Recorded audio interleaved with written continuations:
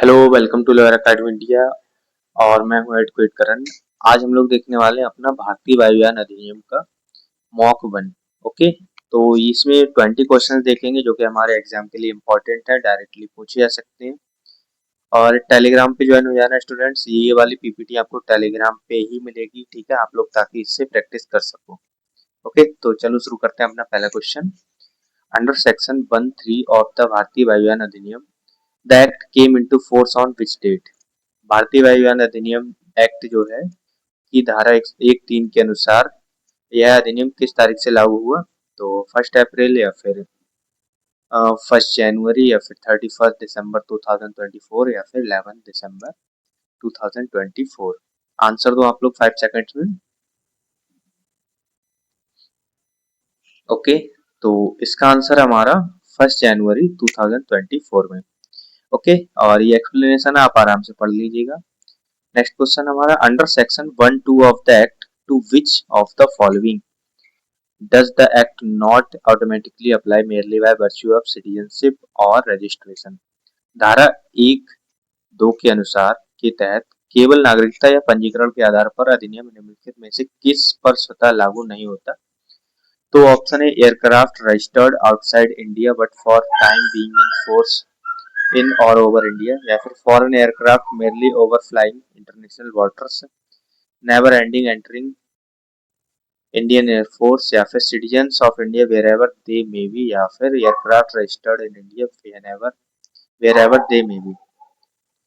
तो आप अच्छे से पढ़ा होगा अगर आपने ये सेक्शन, तो आपको पता होगा कि इसका आंसर भी है, ठीक है। Foreign aircraft merely overlying international waters, never entering Indian air space, ठीक है। अगर कोई फॉरेन एयरक्राफ्ट है, अगर इंटरनेशनल वाटर्स में उड़ रहा है बट इंडियन एयर स्पेस में नहीं है, तो वो क्या होगा, उस पर ये लॉ लागू नहीं होगा। ओके, याद रखिएगा। और नेक्स्ट क्वेश्चन हमारा, under section 2(3) of the act, aircraft is defined as any machine that can derive support in the atmosphere from.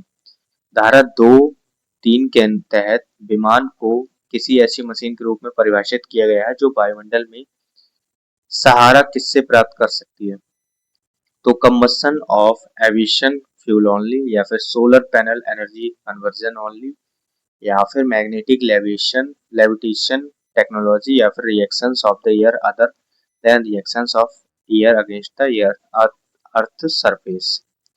आप लोगों के पास 5 सेकंड्स है इसका आंसर देने के। ओके, तो याद रखिएगा इसका आंसर डी है, और इसको अच्छे से याद रखिएगा, इंपॉर्टेंट क्वेश्चन है, ठीक है। और स्टूडेंट्स आप लोग ये सोचेंगे कि बीएनएस जो है कॉन्स्टिट्यूशन है सीपीसी, इसके मैं मॉक टेस्ट क्यों नहीं करा रहा हूँ? मैं इसलिए नहीं करा रहा हूँ, ऑलरेडी मैंने करा रखे हैं। आप लोग अगर चैनल में जाओगे तो आईबीपीएस एसओ की एक प्लेलिस्ट मिलेगी आपको सब्जेक्ट वाइज मॉक की, तो वहां पर मैंने 10-10 वीडियो सबकी बना रखी है मोस्टली, ठीक है। तो आप वहां पर देख लेना जाकर, क्योंकि क्वेश्चंस मोस्टली सेम ही आते हैं, कोई एक्ट में अलग से नहीं आ जाते हैं। बाकी हम भारतीय वायुयान अधिनियम, एयरपोर्ट अथॉरिटी ऑफ इंडिया और लेबर कोड, ठीक है, ये 3 के तो आप हम लोग बनाएंगे ही बनाएंगे, करेंगे ही मॉक टेस्ट, क्योंकि ये नहीं मिलते हैं बच्चों को, मोस्टली कहीं पे भी नहीं मिलेंगे यूट्यूब पर, तो इसलिए इनका होना ज्यादा जरूरी है। ओके, और नेक्स्ट क्वेश्चन हमारा, under section 2(1) of the act, aerodrome means any definite और लिमिटेड ग्राउंड और water area intended to be used for which purpose and includes what? धारा 2(1) के तहत एयरोड्रोम का किन उद्देश्यों के लिए उपयोग किए जाने वाले किसी निश्चित या सीमित भूमि या जल क्षेत्र से है, और इसमें क्या शामिल है?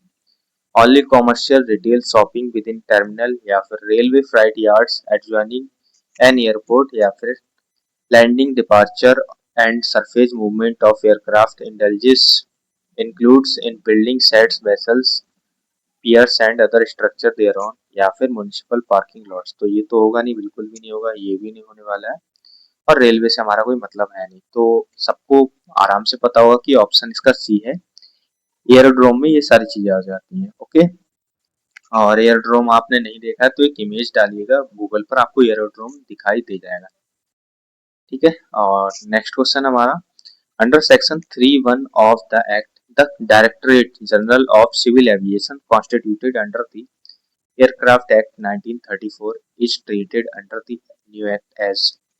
धारा 3(1) के तहत विमान अधिनियम 1934 के तहत गठित नागरिक उड्डयन महानिदेशालय को नए अधिनियम के तहत किस रूप में माना गया है या माना जाता है? तो deem to have been constituted under this act, या फिर transferred entirely to state government control, या फिर merged permanently into the ministry of railways. Railways से तो कोई मतलब ही नहीं है। Dissolve and record to be fresh constituted by presidential order. तो याद रखिएगा इसका आंसर हमारा उससे आंसर से पहले हम एक चीज देख लेते हैं। अगर आप लोग तैयारी कर रहे हो जेई लॉ ऑफिसर की या मैनेजर लॉ ऑफिसर की, तो स्टूडेंट्स अभी ऑफर चल रहा है नोट्स पर 449 का मिल रहा है नोट्स फर्स्ट 50 कैंडिडेट्स के लिए, ठीक है। अगर आप जेई लॉ की तैयारी कर रहे हैं तो इसमें आपको मिलेगा क्या, कंप्लीट लॉ सब्जेक्ट्स के नोट्स मिलेंगे, ठीक है, जो आपको बहुत हेल्प करेंगे। 20 फुल मॉक टेस्ट मिलेंगे जिसमें English reasoning, Hindi English reasoning और मैथ जीके चारों चीजें होंगी, ओके। तीसरी चीज है और बाकी लॉ के तो सब्जेक्ट्स होंगे इसमें मोस्टली, और 3500 प्लस एमसीक्यूज हैं और 100 मोस्ट इंपॉर्टेंट एमसीक्यूज होंगे, ठीक है। और अगर आप लोग मैनेजर की तैयारी कर रहे हो तो आपके लिए ये है, ओके। तो आपको अच्छे से आपकी प्रिपरेशन हो जाएगी इससे। और अगर आप लोग को चाहिए तो आप लोग इस नंबर पर व्हाट्सएप कर देना, ठीक है, तो आपको आराम से मिल जाएंगे। बाकी डिटेल्स यहीं पे मैं शेयर कर दूंगा। और हम अपना आंसर देखते हैं। तो इसका आंसर है deemed to have been constituted under this act, ठीक है। जैसे कि एयरक्राफ्ट एक्ट में कोई भी व्यक्ति या कोई भी संस्था वगैरह बनाई गई थी या डीजीसीए बनाए गए थे, तो नए वो एक्ट भले ही रिपील हो गया हो, बट भारतीय वायुयान अधिनियम में भी उनकी वही सेम पावर रहेगी, सेम ऑर्डर रहेगा, उसमें कोई चेंज नहीं होगा, ठीक है। नेक्स्ट क्वेश्चन हमारा, under section 3(2) of the act the directorate general of civil aviation is responsible for carrying out which functions. धारा 3(2) के तहत नागरिक उड्डयन महानिदेशालय किन कार्यों के निर्वहन के लिए उत्तरदायी है? तो collection of customs duty on imported aviation fuel, या fixing minimum wages for airport ground staff, या फिर issuing passports to international air passengers, या फिर safety oversight and regulatory functions. तो याद रखिएगा डीजीसीए जो है हमारे safety oversight and regulatory functions in respect of section 7 under section 4(1) of the year of the act, the Director General of Civil Aviation may issue binding directions to persons using an aerodrome or engaged in aircraft operations if satisfied that it is necessary। धारा 4(1) के तहत नागरिक उड्डयन महानिदेशक हवाई अड्डे का उपयोग करने वाले या विमान संचालन में लगे व्यक्ति को बाध्यकारी निर्देश किस स्थिति में जारी कर सकते हैं? तो इसका आंसर आप लोगों को देना है option A, option B, option C, या फिर ऑप्शन डी। 5 सेकंड देता हूँ आपको आंसर देने के।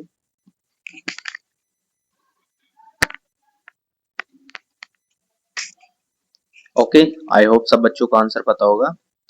तो इसका आंसर ऑप्शन सी है, in the interest of the security of India और for securing the safety of aircraft operations. तो इसका डिफॉल्ट याद रख लीजिएगा, डीजीसीए की बात जहां पर आएगी तो सेफ्टी या फिर सिक्योरिटी की ही बात होगी, ओके।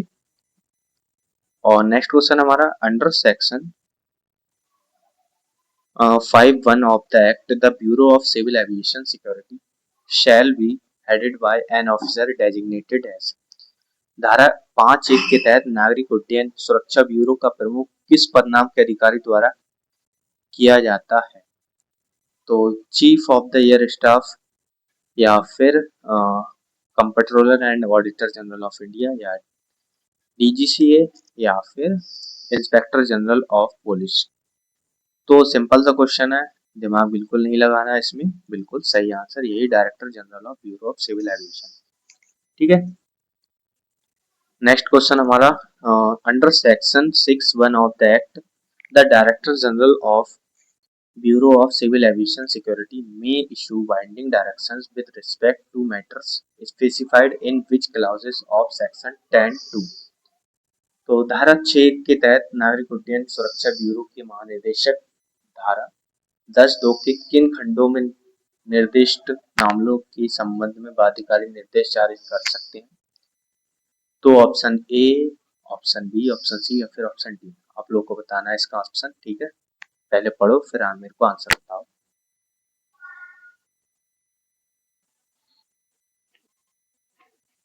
ओके, आई होप सबको आंसर पता होगा। तो देखते हैं हम इसका आंसर क्या है।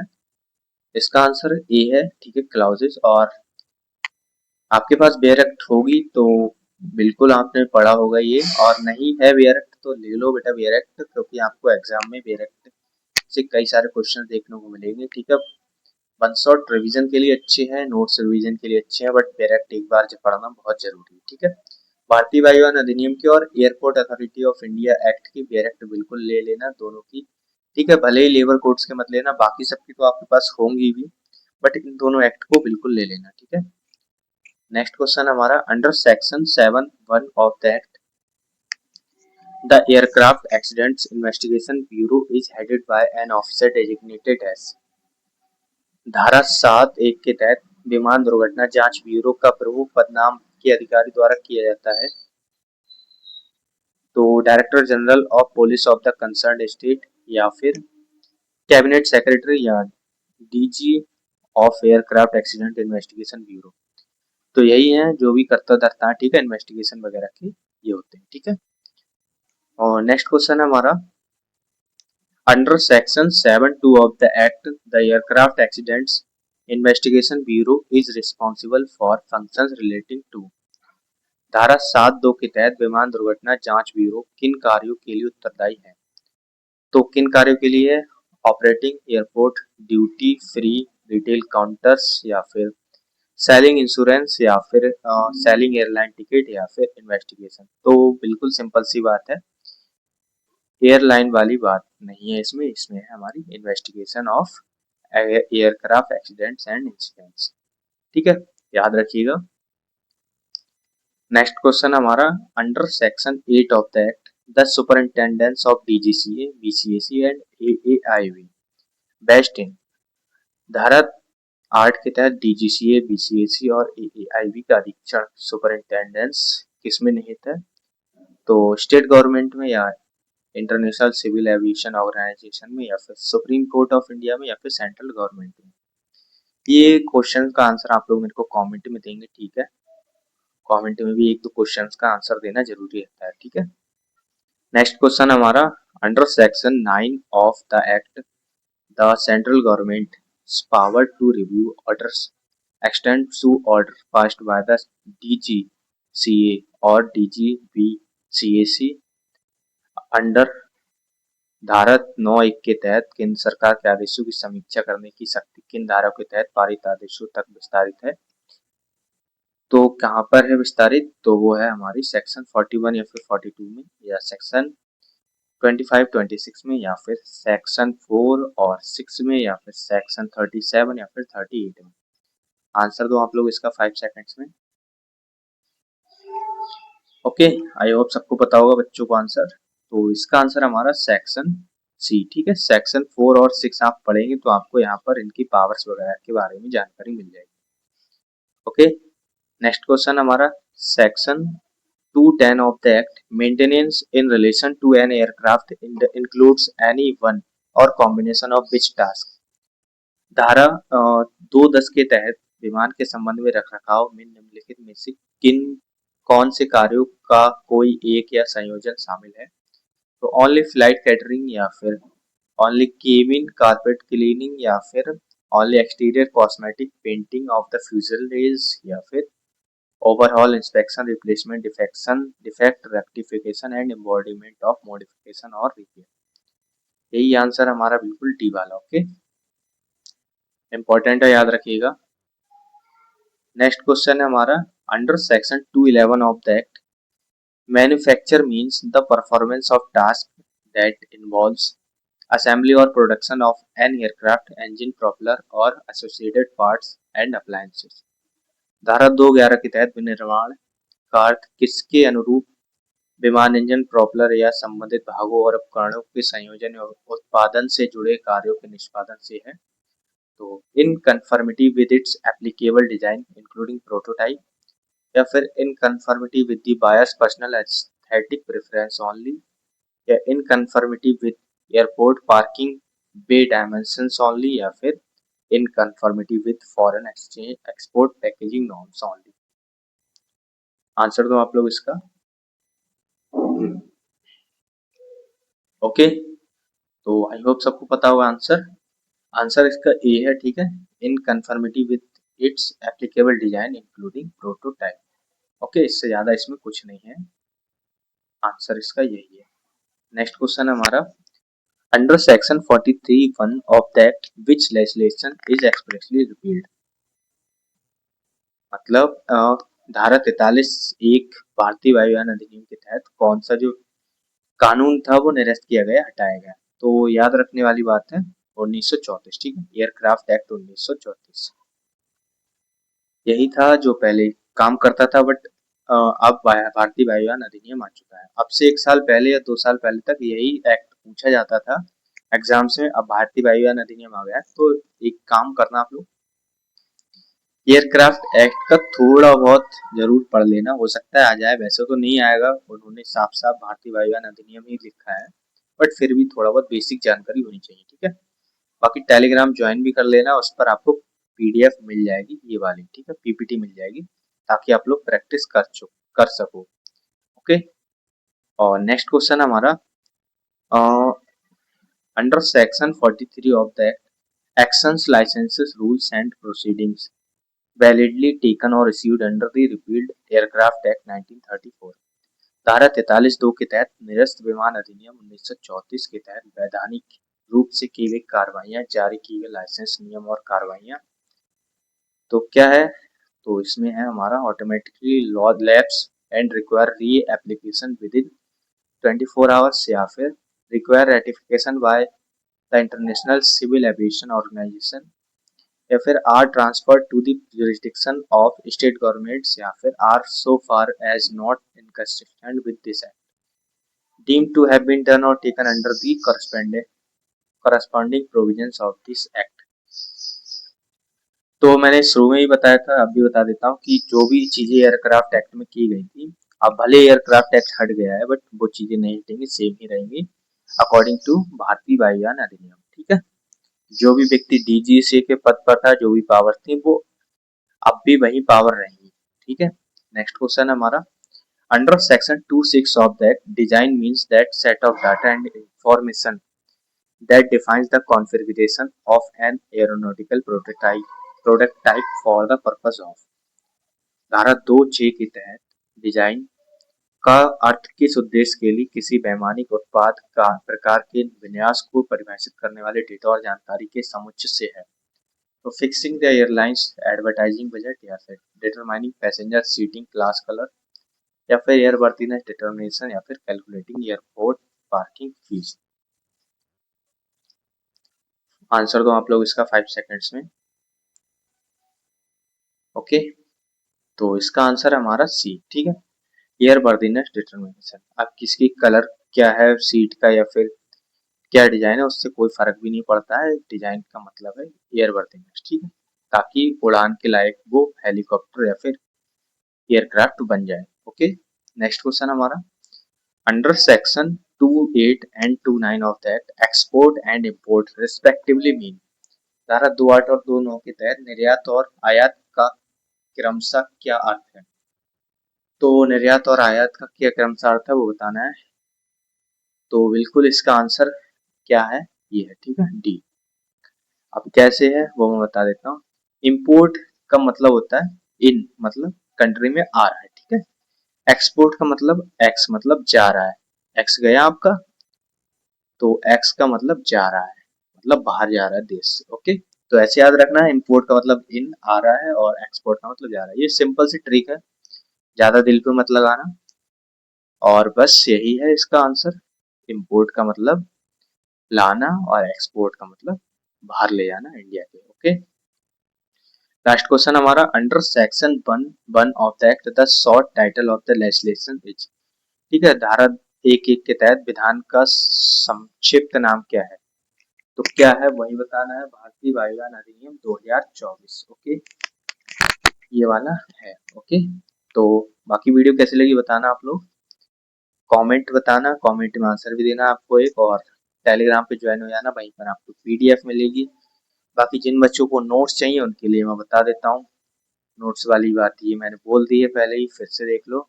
इसमें 15 सब्जेक्ट्स मिलेंगे जो कि आपके एग्जाम में आने वाले हैं, उसके नोट्स। 20 फुल मॉक टेस्ट मिल जाएंगे, 3500 प्लस एमसीक्यूज भी मिल जाएंगे, 100 इंपॉर्टेंट केस लॉस। ठीक है। मैनेजर वाले बच्चों के लिए ये सब मिलेगा। इसमें 20 के वो होंगी important, sorry complete law subjects होंगे। ठीक है, 20, क्योंकि 5 इसमें एक्स्ट्रा पूछे गए। एक चीज और इसमें अपडेट कर दूंगा, जब अगस्त तक के क्या कहते हैं, हाँ, करंट अफेयर्स। ठीक है, जब आ जाएंगे अगस्त तक के करंट अफेयर्स तो मैं अपडेट भी कर दूंगा इसमें, दोनों की दोनों प्लेलिस्ट में। तो आप जो भी बच्चों को चाहिए वो ले सकता है। जस्ट 449 का भी ऑफर चल रहा है 50 कैंडिडेट्स के लिए। फर्स्ट जो भी 50 कैंडिडेट्स आ रहा है उनके लिए, बाकी 499 का हो जाएगा बाद में। ओके, तो इस नंबर पर आप व्हाट्सएप कर देना, इसी नंबर पर आपको सारी डिटेल्स मिल जाएंगी, यहीं पर आपको परचेज करना है नोट्स। ठीक है, तो मिलते हैं नेक्स्ट वीडियो में, तब तक के लिए जय हिंद।